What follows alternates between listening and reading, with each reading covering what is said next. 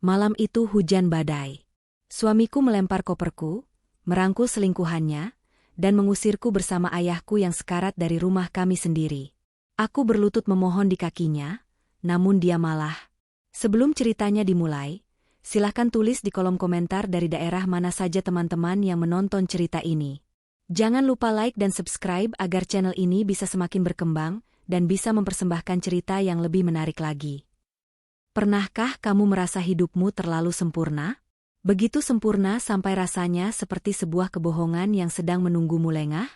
Itulah yang kurasakan di malam perayaan ulang tahun pernikahanku yang kelima. Namaku Marissa. Malam itu, ballroom hotel bintang 5 disulap menjadi lautan bunga lili putih, bunga kesukaanku. Di tengah ruangan, berdiri suamiku, Reno. Pria yang 5 tahun lalu hanya seorang karyawan biasa di perusahaan properti milik ayahku.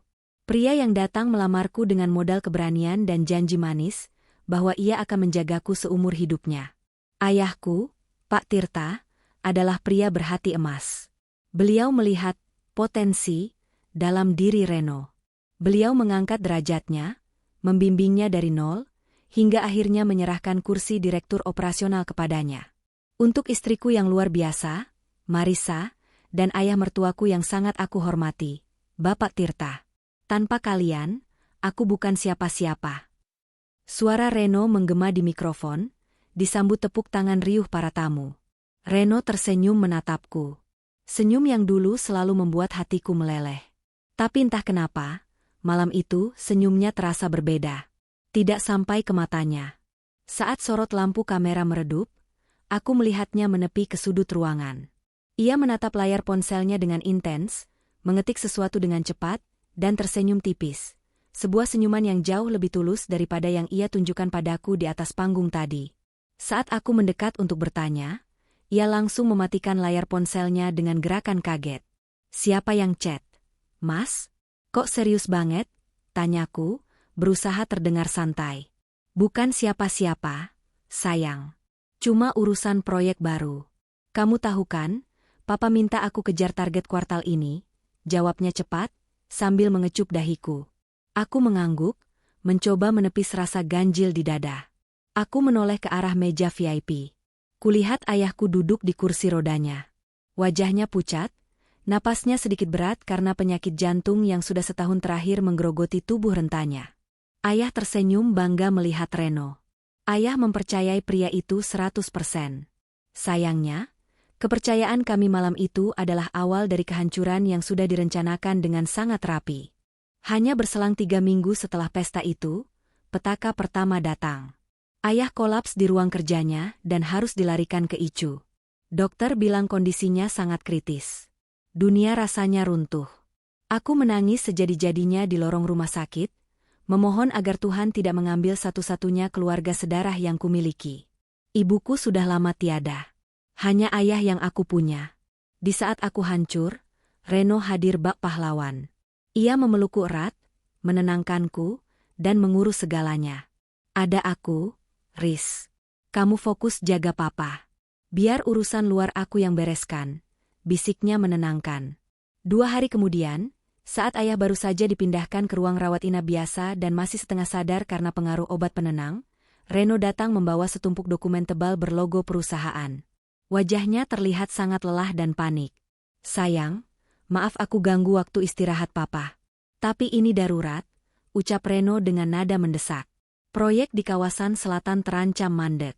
Investor mau narik dana kalau surat kuasa pemindahan wewenang sementara nggak segera ditandatangani. Kalau sampai batal, perusahaan papa bisa kolaps, Riz. Aku bingung. Kepalaku masih pusing memikirkan kesehatan ayah. Tapi mas, papa masih lemas. Nggak bisa ditunda besok. Nggak bisa, Riz. Ini harus hari ini. Cuma butuh tanda tangan papa, dan tanda tangan kamu sebagai saksi ahli waris.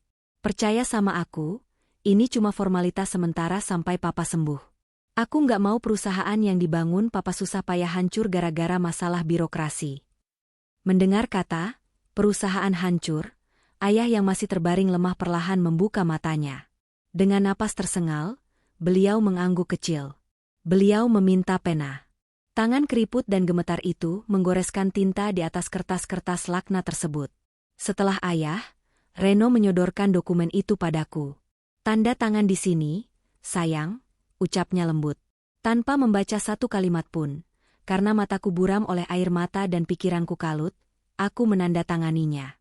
Itulah kebodohan terbesarku.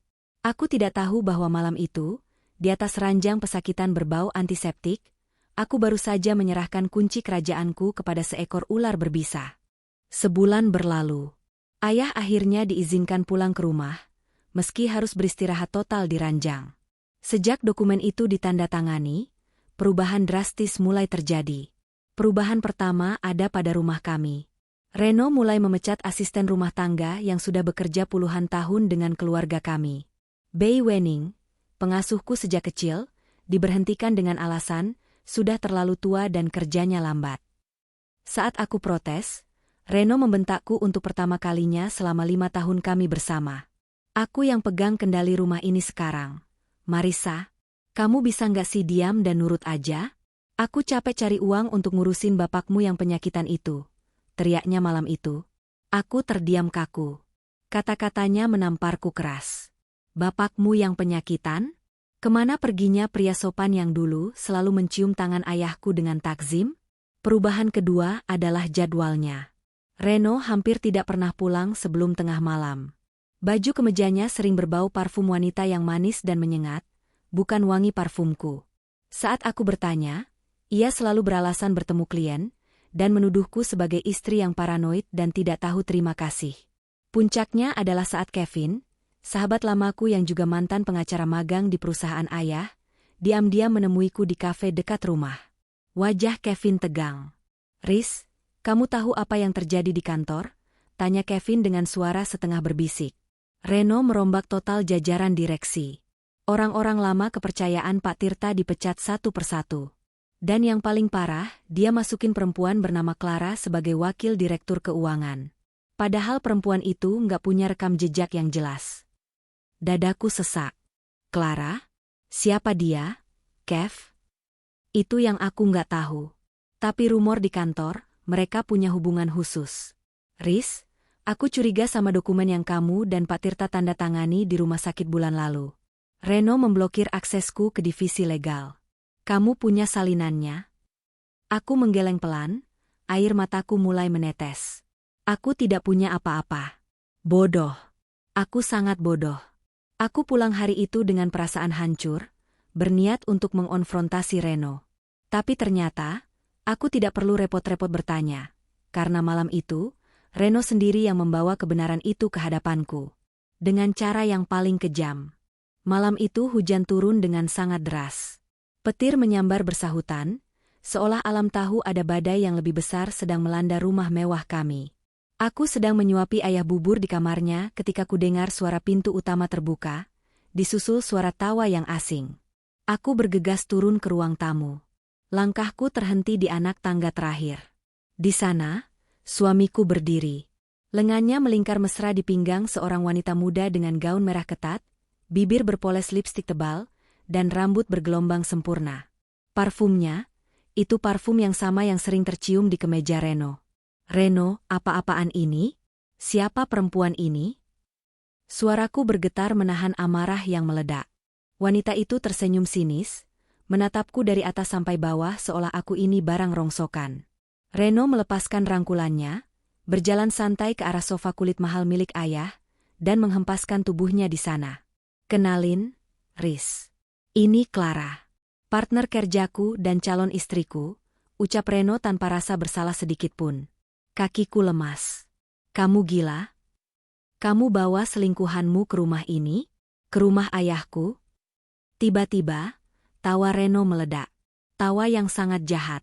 Rumah ayahmu? Coba ralat kalimatmu, Marissa. Ini rumahku. Reno melemparkan sebuah map coklat ke atas meja kaca. Buka dan baca baik-baik kalau kamu masih bisa baca. Dokumen yang kamu dan bapakmu tanda tangani di rumah sakit itu bukan surat kuasa sementara. Itu adalah akta hibah dan surat pelepasan hak. Semua aset, saham mayoritas perusahaan, deposito, sampai sertifikat rumah mewah ini, Semuanya sudah sah berpindah nama. Atas namaku. Jantungku berhenti berdetak sesaat. Tanganku gemetar meraih dokumen itu. Mataku membaca rentetan kalimat hukum yang mengikat. Benar. Tanda tangan ayah. Tanda tanganku. Semuanya asli. Kami telah menyerahkan semuanya secara sukarela di mata hukum. Kamu menjebak kami, Mas. Papa yang angkat derajatmu. Papa yang pungut kamu dari jalanan, jeritku histeris. Aku maju untuk memukul dadanya, tapi Clara mendorongku hingga aku tersungkur ke lantai. Jaga sikapmu, Mbak. Kamu itu cuma numpang di sini, desis Clara tajam. Reno berdiri, menatapku dingin. Bapakmu memang memberiku pekerjaan, tapi aku yang membesarkan perusahaan itu 5 tahun terakhir. Kalian cuma benalu yang menikmati hasil keringatku.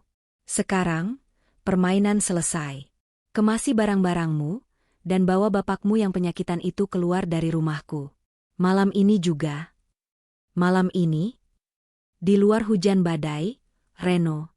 Papa lagi sakit, dia bisa mati kalau kena udara dingin. Aku memohon, membuang harga diriku demi ayahku. Aku berlutut di kakinya. Tolong, biarkan Papa di sini sampai besok pagi. Ambil semuanya, tapi tolong kasihanilah Papa. Reno menendang kakiku pelan, menyingkirkanku. Bukan urusanku. Satpam. Seret 2 orang ini keluar kalau mereka nggak mau jalan sendiri. 2 satpam yang baru dipekerjakan Reno, masuk dengan wajah tanpa ekspresi. Mereka tidak mempedulikan tangisanku. Mereka memaksaku masuk ke kamar ayah. Ayahku yang malang, yang bingung dan ketakutan melihat keributan itu, dipaksa bangun. Aku memakaikan jaket setebal mungkin ke tubuh ringkihnya, mendudukannya di kursi roda dengan air mata yang membanjiri wajahku. Aku hanya diizinkan membawa 1 koper berisi pakaian seadanya. Tidak ada perhiasan, tidak ada barang berharga. Malam itu, diiringi kilat dan guntur, pintu besi rumah mewahku ditutup rapat dari dalam. Meninggalkan aku dan ayah kandungku di trotoar yang basah, diusir seperti anjing jalanan oleh pria yang dulu kuanggap sebagai separuh napasku. Aku mendorong kursi roda, ayah menembus hujan. Payung kecil yang kubawa tak mampu menahan lebatnya air dari langit. Tubuh ayah menggigil hebat. Bibirnya pucat pasi. Setiap kali ia batuk, rasanya sepotong hatiku ikut robek. Maafkan Marissa, Pak. Maafkan Marissa. Hanya itu yang bisa kuucapkan berulang kali di sepanjang jalan yang gelap. Ayah meraih tanganku yang kedinginan, menggenggamnya lemah. Ia tidak berkata apa-apa, tapi tatapannya yang sayu menyeratkan bahwa ia tidak menyalahkanku.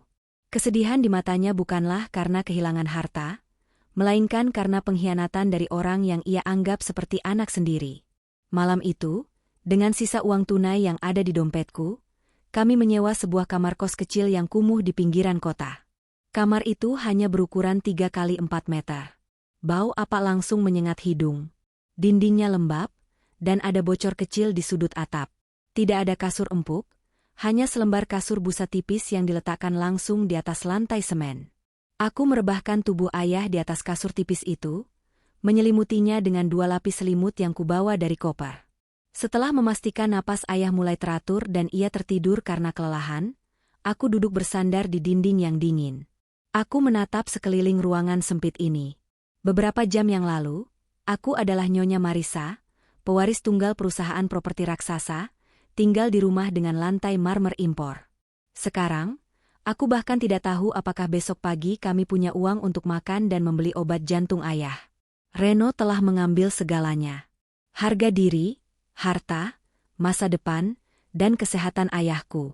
Dia membuang kami demi ambisi dan perempuan murahan itu. Dia merasa menang. Dia merasa sudah menyingkirkan halangannya. Di tengah keheningan malam yang hanya diisi suara rintik hujan dan dengkuran halus napas ayah, air mataku tiba-tiba berhenti mengalir. Rasa sedih, kecewa, dan patah hati yang sejak tadi mencekik leherku, menguap entah kemana. Sebagai gantinya, sebuah perasaan baru merayap naik dari dasar perutku. Dingin, tajam, dan sangat gelap. Itu adalah dendam. Aku mengepalkan tanganku hingga kuku-kukuku menusuk telapak tangan sampai berdarah. Aku bersumpah dalam hati, atas nama setiap tetes keringat ayahku yang digunakan Reno untuk meraih kesuksesan, Atas nama air mata yang tumpah malam ini, aku akan membalasnya. Reno lupa satu hal penting. Dia mungkin telah merampas hartaku, tapi dia tidak bisa merampas otakku. Aku yang tahu luar dalam seluk-beluk perusahaan itu sejak aku masih remaja. Aku tahu siapa saja relasi bisnis ayah yang sejati, dan aku tahu seberapa besar lubang keserakahan di dalam diri Reno. Nikmatilah hartamu sementara waktu, Mas Reno. Karena dari kamar kos yang sempit dan bocor ini, aku akan merangkai jaring laba-laba yang akan menjerat lehermu. Aku akan membuatmu memohon untuk kembali miskin. Karena kelak, hidupmu akan kuhancurkan sampai tak bersisa. Ini baru permulaan. Pagi pertama di kamar kos itu terasa seperti mimpi buruk yang enggan usai. Sinar matahari pagi yang mencoba mengintip dari celah ventilasi tidak mampu mengusir hawa dingin dari lantai semen. Aku terbangun dengan pinggang kaku. Hal pertama yang kulihat adalah wajah ayahku, Pak Tirta, yang tertidur dengan napas berat. Aku merogoh saku celanaku, mengeluarkan sisa uang tunai yang kumiliki. Hanya ada beberapa ratus ribu. Uang ini bahkan tidak cukup untuk menebus obat jantung ayah untuk minggu depan. Saat aku sedang merebus air di panci pinjaman ibu kos untuk menyeduh teh hangat, terdengar ketukan pelan di pintu. Jantungku berdebar. Apakah itu orang-orang suruhan Reno yang datang untuk memastikan kami benar-benar hancur? Dengan tangan sedikit gemetar, aku membuka pintu. Bukannya preman sewaan, yang berdiri di depanku adalah Kevin. Jas mahalnya basah di bagian pundak. Tangannya menenteng kantong plastik besar berisi makanan bergizi dan sekotak penuh obat-obatan ayah. Kev. Suaraku tercekat. Aku langsung menangis. Pertahananku runtuh melihat wajah familiar yang tulus itu. Kevin masuk dengan cepat, menutup pintu, dan memelukku erat layaknya seorang kakak. Maaf aku baru datang, Riz. Aku harus hati-hati. Reno menyewa orang untuk mengawasi semua orang terdekat Pak Tirta. Aku melacak kalian dari resep obat apotek yang sering kamu pakai. Setelah memastikan ayah makan bubur hangat dan meminum obatnya, Kevin menarikku ke sudut ruangan. Wajahnya berubah sangat serius. Ia mengeluarkan sebuah map kulit berwarna hitam dari dalam tas kerjanya. Reno memang licik, Riz. Dia berhasil memanipulasi surat hibah saat bapakmu setengah sadar. Di mata hukum perdata, posisi kita sangat lemah untuk saat ini karena ada tanda tangan asli kalian berdua. Jelas Kevin sambil membuka map itu. Tapi, Reno itu orang baru. Dia tidak tahu sejarah panjang Pak Tirta. Kevin meletakkan sebuah buku tabungan dan dokumen perbankan lama di tanganku. Aku membaca nama yang tertera di sana. Itu bukan nama ayahku, melainkan nama ibuku sebelum menikah. 20 tahun yang lalu, saat perusahaan baru merintis, bapakmu diam-diam membuka rekening dana darurat atas nama ibumu di bank luar negeri. Ini dana abadi yang tidak pernah tercatat di aset perusahaan manapun. Hanya aku dan notaris lama yang tahu. Reno mengira dia sudah merampas segalanya. Dia salah, Riz. Di dalam rekening ini, ada dana yang lebih dari cukup untuk membuat kita bangkit. Air mataku kembali menetes. Kali ini bukan karena sedih, tapi karena haru yang luar biasa. Ayahku selalu selangkah lebih maju, bahkan untuk skenario terburuk yang tak pernah ia bayangkan. Aku menatap Kevin dengan tatapan yang tajam dan dingin. Berapa banyak yang kita butuhkan untuk menghancurkan Reno, Kev? Tanyaku. Nada suaraku sudah berubah. Tidak ada lagi Marisa sang istri yang rapuh. Kevin tersenyum miring. Cukup untuk membuat sebuah ilusi yang akan menelan kesombongannya hidup-hidup. Malam itu juga, kamar kos sempit ini berubah menjadi ruang strategi perang. Penerangan hanya berasal dari lampu neon 5 watt yang berkedip-kedip, tapi pikiran kami menyala terang. Kalau kita mau menjatuhkan Reno, kita tidak bisa menyerangnya dari luar, kataku sambil mencoret-coret selembar kertas bekas. Dia sekarang punya uang, punya koneksi, dan dia pasti menyewa pengacara hebat untuk melindungi asetnya. Lalu apa rencanamu, Riz? Tanya Kevin sambil menyeduh kopi instan. Kita gunakan kelemahannya. Aku menatap lurus ke arah Kevin. Kamu ingat saat Reno mempresentasikan proyek Kawasan Nirwana 2 tahun lalu? Proyek mega resort terpadu yang sangat ambisius itu. Kevin mengangguk pelan. Ya. Pak Tirta menolaknya mentah-mentah karena risikonya terlalu besar. Kalau proyek itu gagal, perusahaan bisa bangkrut total. Reno sangat marah waktu itu. Dia merasa ide jeniusnya diremehkan. Tepat, balasku. Reno itu punya inferiority complex, rasa rendah diri yang sangat parah. Dia selalu benci dipanggil menantu beruntung oleh orang-orang. Dia ingin membuktikan bahwa dia lebih hebat, lebih visioner dari ayahku.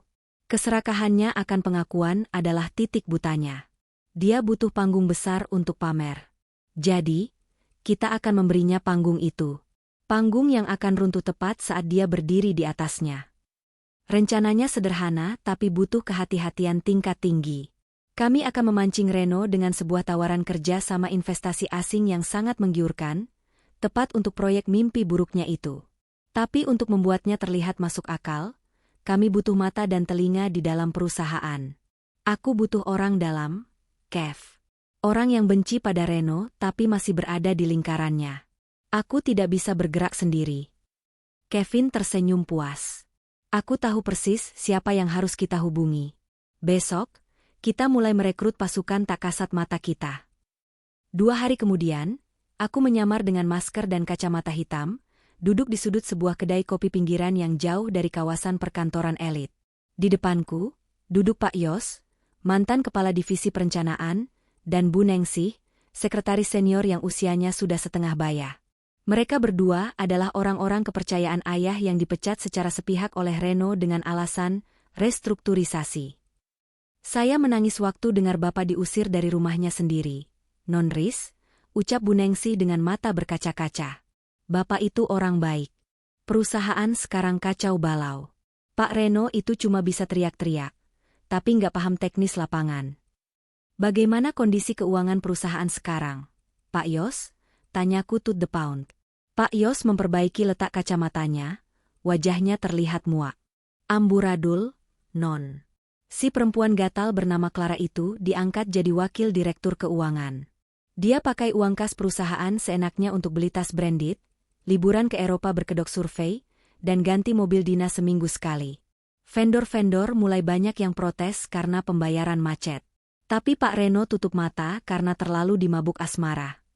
Ini informasi emas.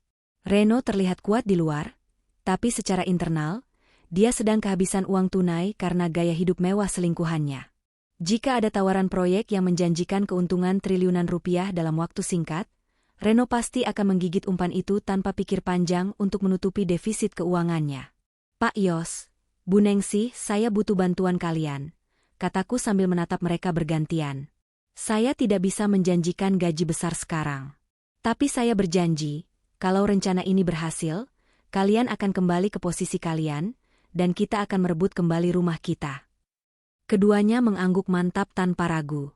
Pak Yos ternyata masih memiliki kontak kuat dengan para kontraktor. Sementara Bu Ningsih punya keponakan bernama Tias yang bekerja sebagai staf mail room, ruang surat, di kantor pusat. Tiaslah yang nantinya akan menjadi kunci utama kami untuk menyelundupkan surat tanpa dicurigai. Jaring pertama telah ditebar. Sekarang, waktunya membuat umpan yang paling berkilau. 1 bulan berikutnya adalah bulan yang paling sibuk dan menguras tenaga. Dengan menggunakan sebagian dana rahasia peninggalan ibuku, Kevin terbang bolak-balik ke Singapura. Ia menyewa sebuah firma hukum internasional untuk mendirikan sebuah perusahaan investasi cangkang, perusahaan yang sah secara hukum, memiliki kantor virtual di kawasan elit Marina Bay, tapi sebenarnya tidak memiliki operasional apapun. Kami menamainya Aura Mandiri Investama. Website sudah siap, Riz, lapor Kevin suatu malam sambil memutar layar laptopnya ke arahku. Aku terkesima. Kevin dan tim It-Swaannya bekerja dengan gila-gilaan. Website itu terlihat sangat profesional, menampilkan portofolio fiktif pembangunan resort di Maladewa dan Dubai. Kami juga membuat puluhan artikel berita palsu namun meyakinkan di beberapa portal bisnis luar negeri yang menceritakan tentang betapa agresifnya Aura Mandiri Investama mencari mitra lokal di Asia Tenggara. Tapi sebuah perusahaan cangkang butuh wajah. Butuh seorang aktor untuk memerankan karakter CEO yang kaya raya dan berwibawa. Lewat koneksi gelap Kevin di dunia intelijen swasta, kami menyewa Pak Johan. Usianya akhir 50-an, penampilannya klimis, memakai jas pesanan khusus, jam tangan Rolex asli, dan memiliki aksen bahasa Inggris yang sempurna dengan campuran gaya bicara konglomerat Asia. Pak Johan adalah seorang negosiator bayaran yang biasa menangani sengketa bisnis tingkat tinggi. Dia dibayar mahal untuk tidak banyak bertanya. Tugas Anda sederhana, Pak Johan, kataku saat menemuinya di sebuah hotel tertutup. Aku menyodorkan profil tebal tentang Reno. Ini target kita. Pria yang serakah, haus validasi, dan merasa dirinya paling pintar. Anda adalah Direktur Utama Aura Mandiri Investama. Anda punya uang triliunan yang siap diinvestasikan, tapi Anda sangat pemilih. Pak Johan membaca profil Reno sekilas, lalu tertawa kecil meremehkan. Orang kaya baru yang gila hormat. Tipe yang sangat mudah dimanipulasi. Dia akan bertekuk lutut memohon uang kita, Nyonya Marisa. Serahkan padaku. Kami lalu menyusun sebuah proposal kerjasama rahasia. Proposal itu menawarkan joint venture untuk membangun kawasan mega resort terpadu di atas lahan seluas ratusan hektar di sebuah pulau eksotis. Aura Mandiri menjanjikan kucuran dana segar sebesar 3 triliun rupiah. Namun ada syarat utamanya. Pihak mitra lokal harus membuktikan bonafiditas mereka dengan menyetorkan dana jaminan keseriusan sebesar 30% dari total anggaran awal. Angka yang sangat fantastis, yang pasti akan memaksa Reno untuk menguras seluruh aset yang ia rampas dariku. Proposal tebal dengan stempel emas dan surat pengantar eksklusif itu dimasukkan ke dalam amplop hitam elegan bermotif beludru. Umpan sudah diracik sempurna. Kini, saatnya melempar pancingan. Hari Senin pagi, pukul 8 tepat. Rencana eksekusi dimulai. Dari kamar kos, aku duduk sambil memeluk lutut, menatap layar ponsel yang terhubung dengan Kevin. Kevin berada di mobilnya, memantau dari seberang gedung perkantoran tempat ayahku dulu memimpin. Tia sudah masuk ke ruang penyortiran surat. Riz, suara Kevin terdengar dari speaker. Di dalam gedung pencakar langit itu, Tias, keponakan Bu Ningsih yang tampak lugu dan kikuk, berjalan mendorong troli surat. Di antara tumpukan dokumen harian, majalah bisnis, dan tagihan, Tias menyelipkan amplop hitam beludru dari Aura Mandiri Investama tepat di urutan paling atas untuk tumpukan, prioritas utama Direktur Utama. Pukul 9.30, Tias masuk ke ruangan Reno.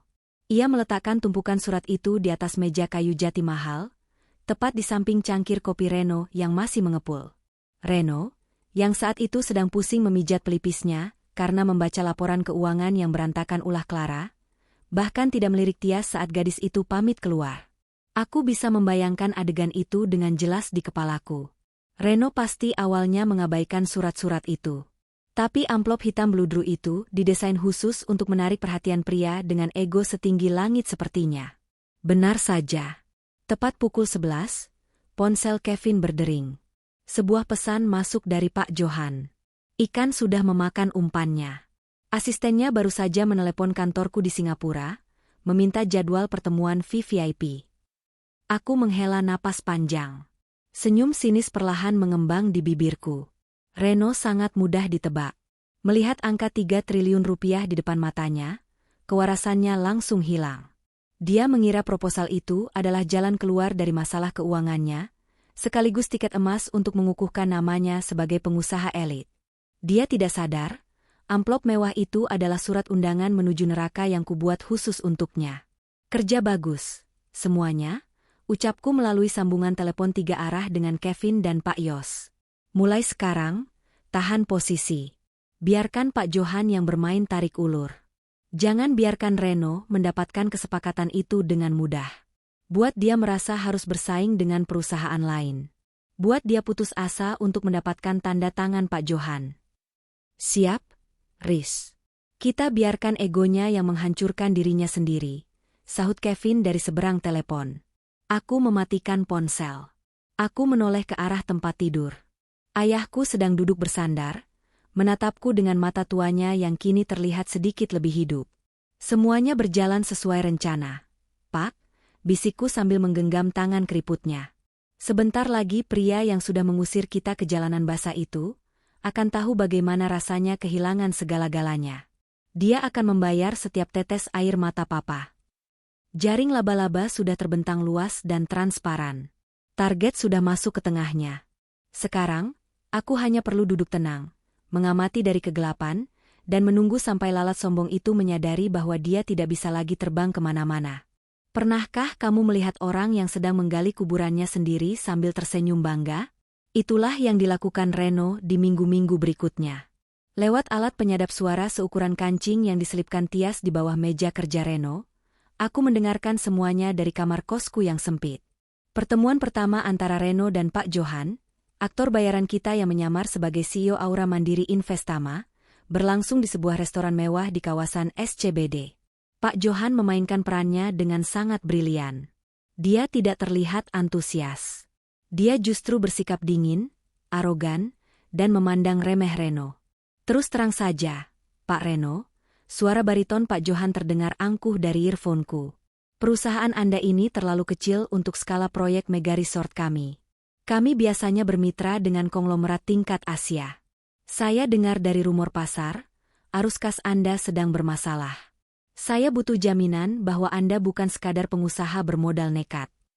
Di seberang meja, aku bisa membayangkan wajah Reno yang memerah karena gengsinya tersentil. Egonya yang rapuh meronta-ronta. Dia paling benci diremehkan.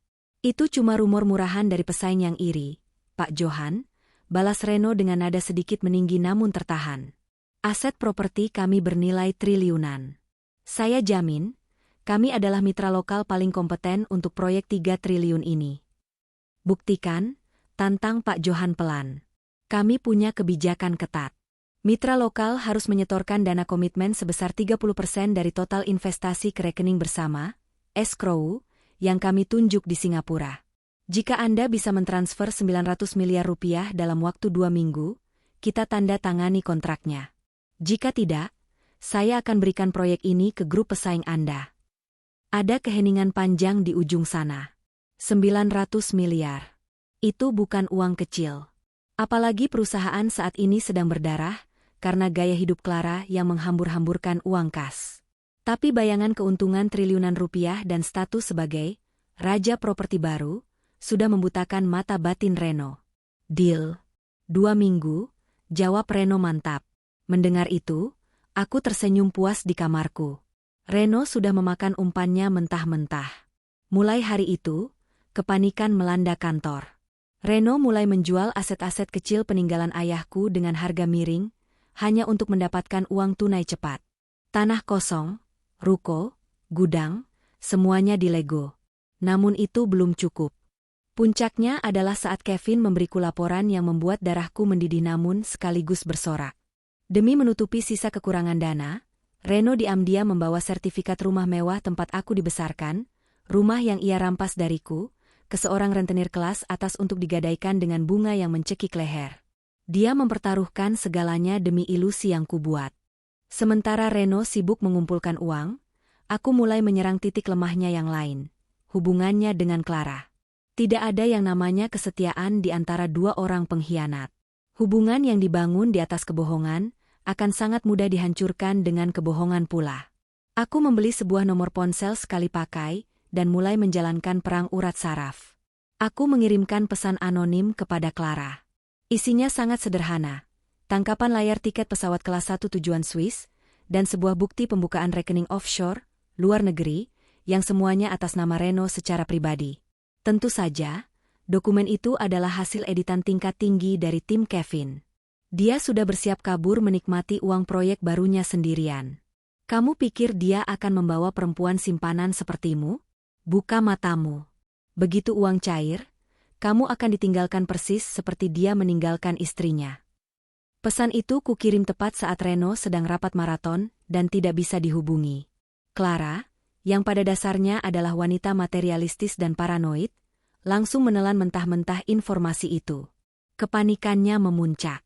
Dari laporan Bu Nengsi di kantor, perubahan sikap Clara sangat drastis. Ia mulai mengunci diri di ruangan wakil direktur keuangan. Dengan akses penuh yang diberikan Reno, Clara mulai mencairkan sisa-sisa deposito darurat perusahaan. Ia mentransfer miliaran rupiah uang operasional ke beberapa rekening pribadinya dengan dalih pembayaran vendor fiktif. Clara sedang membuat jaring pengamannya sendiri. Dia mencuri dari pencuri. Uang yang seharusnya digunakan untuk membayar gaji karyawan dan tagihan bahan bangunan, ludes disedot oleh selingkuhan yang ketakutan. Rumah tangga palsu mereka mulai retak dari dalam. Dan aku hanya duduk diam sambil menyeduhkan teh hangat untuk ayahku, menikmati setiap detik kehancuran moral mereka dari kejauhan. Hari yang paling ditunggu akhirnya tiba. Hari penandatanganan kontrak kerjasama. Reno menyewa ballroom VVIP di sebuah hotel bintang 5 untuk acara ini. Ia mengundang puluhan wartawan bisnis untuk meliput momen bersejarah, di mana perusahaannya akan melompat menjadi raksasa properti internasional. Reno memakai jas abu-abu terbaiknya, tersenyum lebar ke arah kamera, merasa dirinya adalah pria paling jenius di muka bumi. Di sisi lain kota, di kamar kos yang pengap, aku duduk di depan laptop. Kevin berhasil meretas sistem CCTV hotel tersebut, memungkinkan aku menonton siaran langsung dari barisan depan. Ayahku, Pak Tirta, duduk di kursi rodanya, menatap layar dengan mata yang tidak berkedip. Pak Johan datang dengan pengawalan ketat bergaya CEO papan atas. Ia tidak tersenyum ke arah kamera, mempertahankan persona aristokratnya. Mereka berdua duduk di meja panjang yang dihiasi bunga mawar merah. Di layar, kulihat Reno mengambil pena emasnya. Tangannya sedikit gemetar karena euforia. Tanpa ragu, ia membubuhkan tanda tangannya di atas dokumen kerjasama setebal 50 halaman itu. Dokumen yang dari halaman pertama hingga terakhir adalah murni omong kosong. Setelah penandatanganan, Reno memberikan isyarat kepada asistennya. Proses transfer dana jaminan sebesar 900 miliar rupiah dilakukan secara real-time melalui sistem perbankan korporat. Aku menahan napas. Ponsel Kevin yang tergeletak di meja berbunyi pelan. Sebuah notifikasi masuk dari bank di Singapura. Transfer berhasil diterima. Air mataku menetes. Tanganku gemetar saat aku menoleh menatap ayahku. Masuk, Pak. Uangnya sudah masuk ke rekening kita. Dia sudah menyerahkan semuanya kembali kepada kita. Ayahku menghela napas panjang, matanya berkaca-kaca. Senyum tipis yang penuh kelegaan terukir di wajah rentanya. Haknya telah kembali, meski jalannya memutar. Di layar laptop, Reno sedang bersalaman dengan Pak Johan sambil tersenyum congkak. Dia tidak tahu bahwa tangan yang ia jabat itu sedang mengantarkannya langsung ke dasar jurang. Uang ratusan miliar hasil merampas dan menggadaikan aset ayahku kini telah berpindah ke brankas digital yang hanya bisa diakses olehku dan Kevin. Skakmat pertama telah diluncurkan. Hanya butuh waktu 3 hari bagi ilusi kesuksesan Reno untuk berubah menjadi neraka jahanam. Setelah mentransfer uang raksasa itu, kas perusahaan benar-benar kering. Kosong melompong. Masalah meledak ketika para kontraktor proyek lama beramai-ramai mendatangi kantor, menuntut pembayaran material yang sudah menunggak 3 bulan. Mereka mengancam akan menyita alat berat dan melaporkan perusahaan ke polisi. Reno yang panik langsung memanggil Clara. Ia meminta Clara mencairkan dana cadangan operasional untuk menenangkan para kontraktor sementara menunggu keuntungan dari proyek Aura Mandiri. Namun, disinilah bom waktu yang kutanam meledak. Dari rekaman suara yang kudapat, pertengkaran mereka di ruang direktur sungguh memekakan telinga. Apa maksudmu uangnya habis? Bentak Reno dengan suara menggelegar, memukul meja kaca hingga retak. Minggu lalu masih ada sisa 10 miliar di rekening operasional. Kemana larinya uang itu, Clara? Suara Clara terdengar gemetar, namun ia membalas dengan nada yang tak kalah melengking. Aku amankan. Aku tahu kamu mau kaburkan. Kamu mau bawa lari uang proyek baru itu ke Swiss sendirian dan ninggalin aku di sini buat nanggung semua hutangmu. Kamu pikir aku bodoh? Hah? Kabur ke Swiss? Omong kosong apa yang kamu racaukan, pelacur gila? Aku mentransfer semua uang kita untuk investasi. Reno berteriak frustrasi. Kembalikan uang 10 miliar itu sekarang.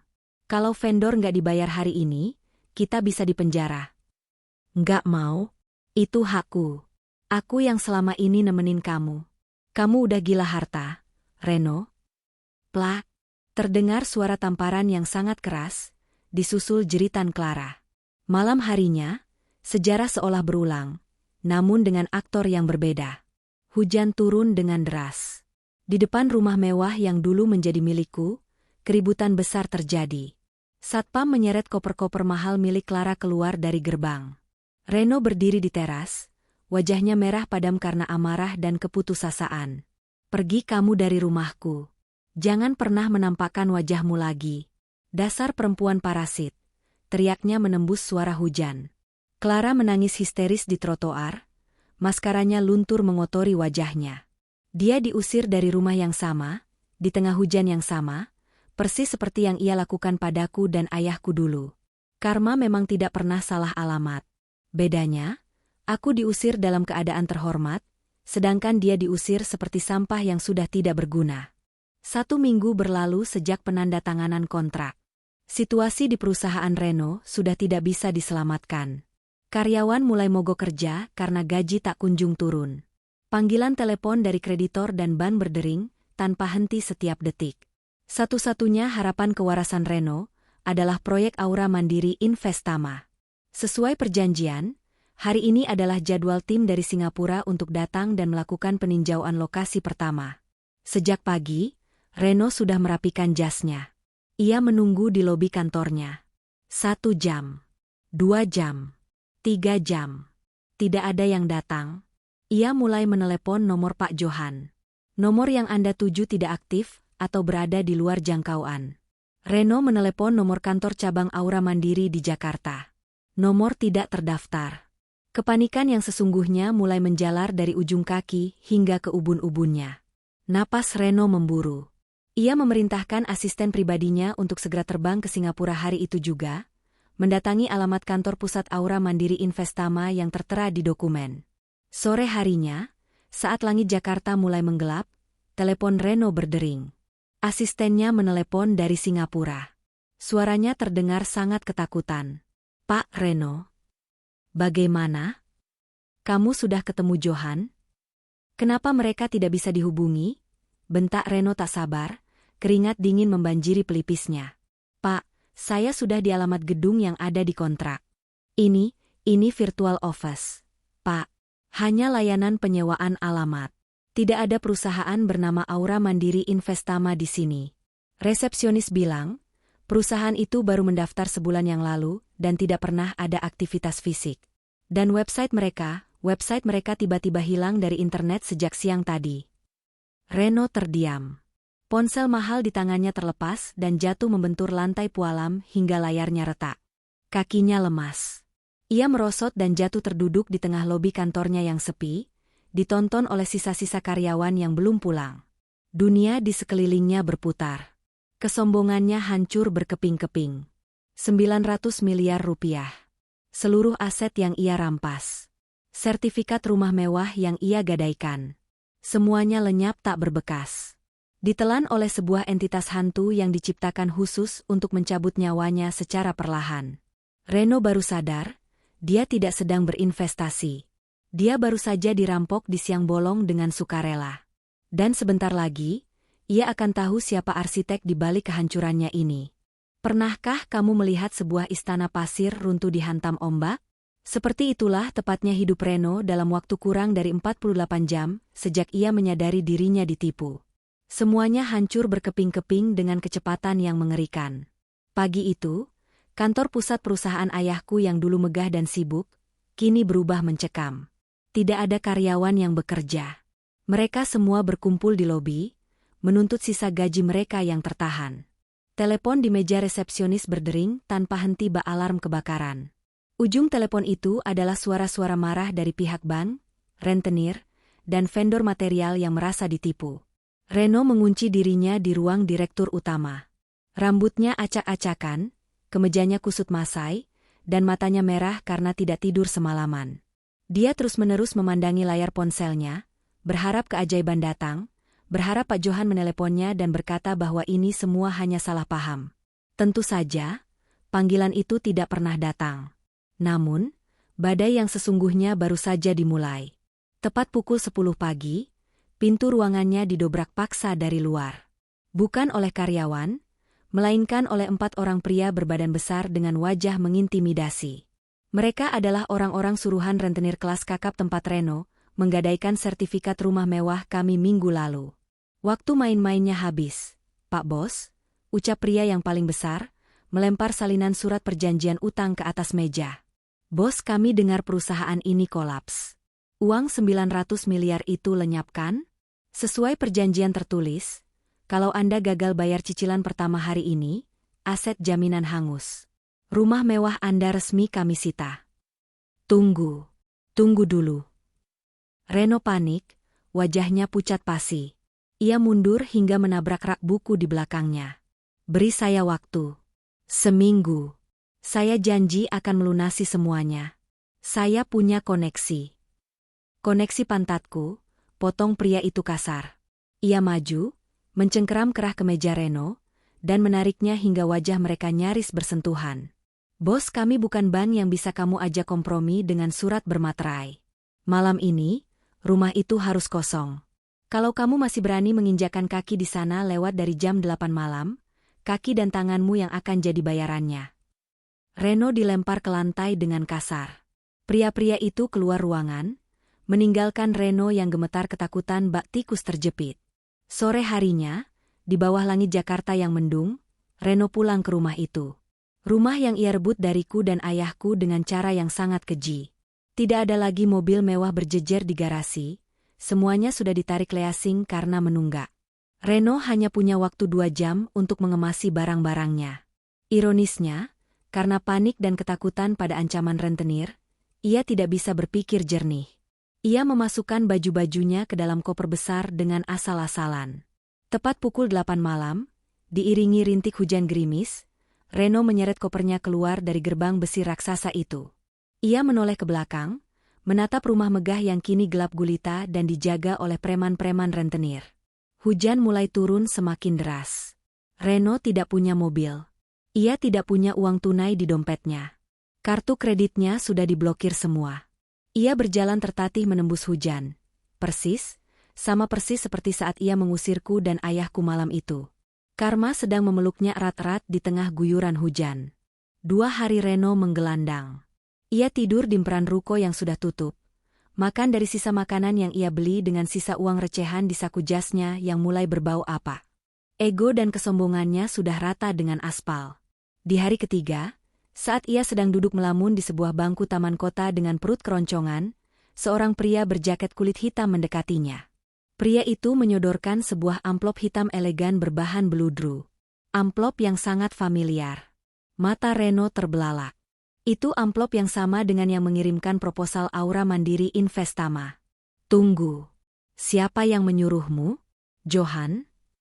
Di mana Johan? Reno berteriak histeris, mencoba meraih kerah pria itu. Namun pria itu dengan sigap menepis tangan Reno, lalu berbalik dan berlari menjauh, menghilang di keramaian. Dengan tangan gemetar hebat, Reno merobek amplop itu. Di dalamnya, tidak ada uang, tidak ada cek. Hanya ada selembar kertas tebal dengan tulisan tangan yang sangat rapi. Uangmu aman bersama kami. Datanglah ke ruang rapat lantai 10 di gedung perusahaan lamamu pukul 2 siang ini. Kita selesaikan transaksinya secara tatap muka. Pemilik sejati Aura Mandiri Investama. Napas Reno memburu. Harapan kecil tiba-tiba mekar di hatinya yang sudah busuk. Pikirannya yang kalut mulai merangkai skenario tak masuk akal. Mungkin ini ujian kesetiaan mitra bisnis? Mungkin Johan sebenarnya sedang mengujinya, dan hari ini uang triliunan itu akan benar-benar cair? Keserakahan memang racun yang membuat orang buta dan bodoh berulang kali. Tanpa memedulikan penampilannya yang kotor dan bau, Reno bergegas berjalan kaki sejauh 5 kilometer menuju gedung perusahaan. Ia mengendap-endap masuk melalui pintu basemen, agar tidak dihakimi oleh karyawan yang masih berkumpul menuntut hak mereka di lobi depan. Dengan napas tersengal-sengal, ia naik lift menuju lantai 10. Ruang rapat eksekutif. Jantungnya berdebar kencang saat tangannya mendorong pintu kaca ganda yang berat itu. Ruangan itu temaram. Tirai-tirai tebal ditutup rapat. Di ujung meja oval kayu jati yang panjang, sebuah kursi direktur membelakanginya. Johan? Pak Johan, Anda di sana? Panggil Reno dengan suara parau, berusaha menekan nada putus asanya. Saya sudah melakukan semua yang Anda minta. Uang 900 miliar itu sudah saya transfer. Mana bagian saya? Mana proyek itu? Kursi besar itu perlahan berputar. Langkah Reno terhenti. Mulutnya terbuka, namun suaranya tercekat di tenggorokan. Matanya melotot seolah melihat hantu yang bangkit dari kubur. Di kursi itu, tidak ada Pak Johan. Di kursi itu, aku duduk menyilangkan kaki dengan anggun, mengenakan setelan blazer biru dongker kesukaanku. Di sebelah kananku berdiri Kevin dengan wajah dingin. Dan di sebelah kiriku, ayahku, Pak Tirta, duduk tenang di kursi rodanya, menatap Reno dengan sorot mata setajam pisau bedah. "Selamat siang, Mas Reno," ucapku memecah keheningan yang mencekik. Suaraku lembut, sangat santai, tapi bergema kuat di seluruh ruangan. "Mencari Pak Johan? Sayang sekali, kontraknya sebagai aktor bayaran kami sudah habis kemarin." Butuh waktu hampir 1 menit penuh bagi otak Reno untuk memproses pemandangan di depannya. Wajahnya yang kotor memucat, lalu memerah, lalu memucat lagi. Rahangnya mengeras. "Marissa?" gumamnya seolah tak percaya. "Apa maksudnya ini? Di mana uangku? Kamu merampokku?" Tiba-tiba tawaku pecah. Tawa yang sangat lepas dan lega. "Aku merampokmu? Coba kita luruskan sedikit ingatanmu yang sempit itu, Mas. Uang siapa yang 900 miliar itu? Uang kas perusahaan ayahku, hasil penjualan aset-aset ayahku, dan uang hasil menggadaikan rumah mewah kami. Aku tidak merampokmu.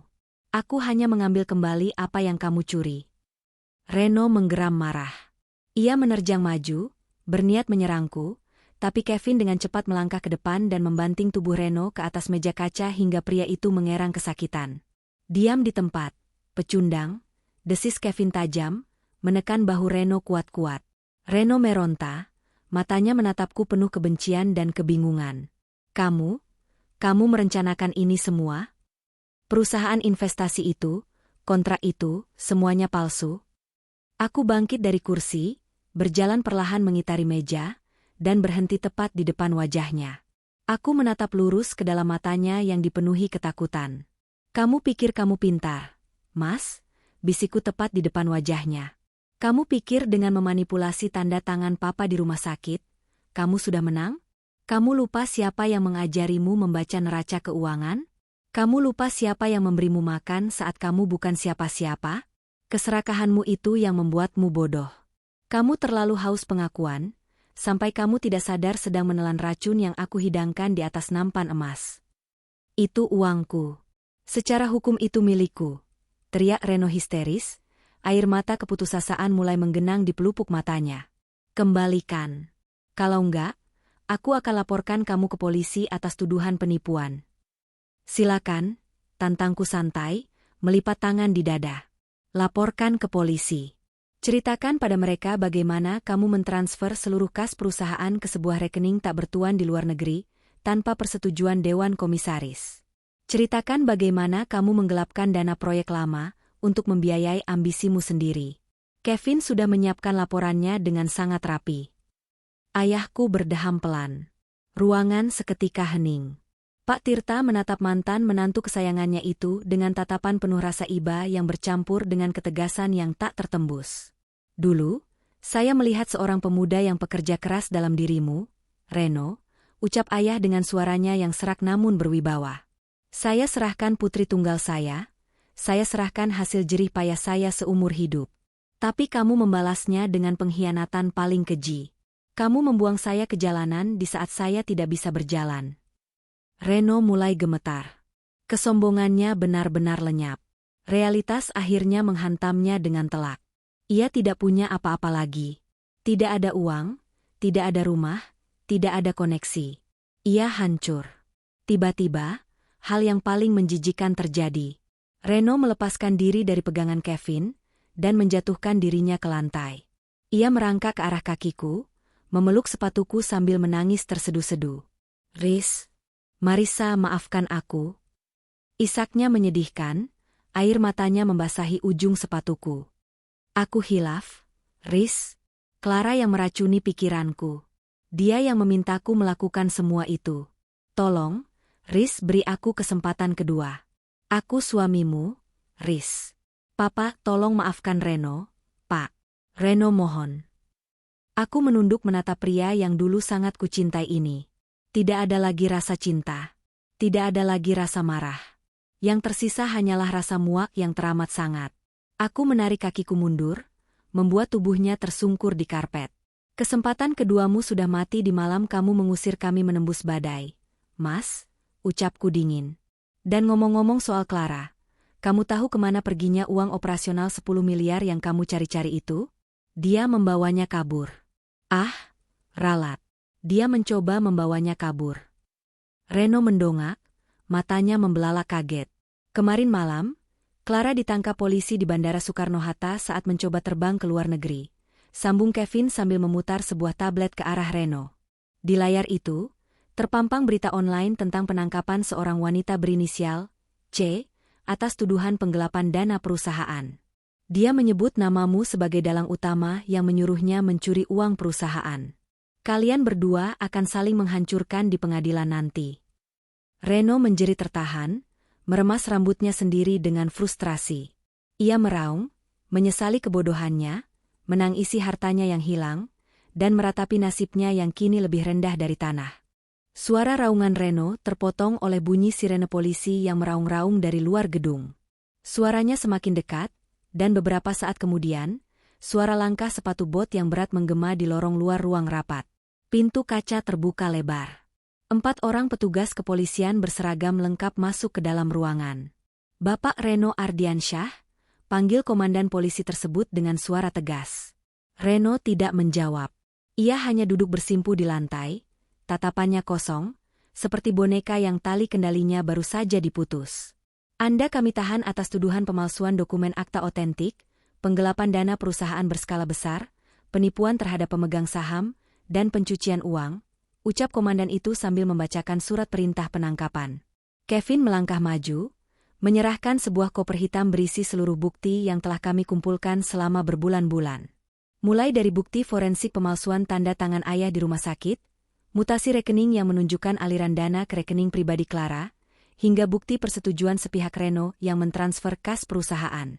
Bukti itu sangat kuat, tak terbantahkan, dan cukup untuk menjebloskan Reno ke penjara selama lebih dari 15 tahun. 2 orang polisi menghampiri Reno. Mereka mengangkat tubuhnya yang sudah lemas tak bertulang secara kasar, membalikkan badannya, dan klik. Suara besi dingin yang mengunci pergelangan tangannya terdengar sangat merdu di telingaku. Itu adalah melodi kemenangan kami. Reno diseret keluar dari ruangan. Saat ia melewati pintu, ia menoleh ke arahku untuk terakhir kalinya. Matanya kosong, namun ada sebulir air mata penyesalan yang mengalir di pipinya yang kotor. Aku tidak memalingkan wajah. Aku menatapnya lurus, memastikan bayangan terakhir yang ia ingat sebelum membusuk di sel tahanan adalah wajah wanita yang pernah ia hancurkan, namun bangkit kembali untuk menguburnya hidup-hidup. 3 bulan berlalu sejak hari bersejarah itu. Udara pagi ini terasa sangat sejuk. Sinar matahari menyusup masuk melalui jendela kaca raksasa di ruang tengah rumah mewah kami. Aku berdiri di sana, menyesap secangkir teh chamomile hangat, menghirup aroma kebebasan. Rumah ini berhasil kami tebus kembali dari pihak rentenir dengan menggunakan uang 900 miliar yang aman di rekening Singapura. Tentu saja, proses hukumnya panjang dan melelahkan, dibantu penuh oleh Kevin dan tim legalnya. Namun pada akhirnya, hukum berdiri di pihak kami. Akta hibah palsu itu dibatalkan oleh pengadilan. Semua aset kembali atas nama ayahku. Reno dan Clara, berita tentang mereka menjadi santapan media selama berminggu-minggu. Di persidangan, mereka saling serang dan saling menyalahkan seperti 2 ekor anjing kelaparan.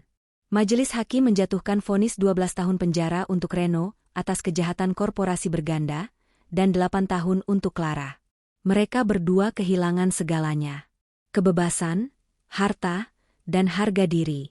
Di perusahaan, keadaan mulai membaik. Aku resmi diangkat menjadi direktur utama menggantikan Reno. Pak Yos dan Bu Ningsih telah kembali ke posisi mereka, ditambah bonus besar karena telah membantuku dari dalam. Tias, sang pahlawan kecil kita, mendapat promosi dan beasiswa penuh untuk melanjutkan kuliah manajemen. Para vendor telah dibayar lunas, dan kepercayaan investor perlahan kembali. Melamun, Bu Dirut. Suara berat dan hangat membuyarkan lamunanku. Aku menoleh dan tersenyum melihat Kevin berjalan mendekat, membawakan setumpuk berkas laporan bulanan.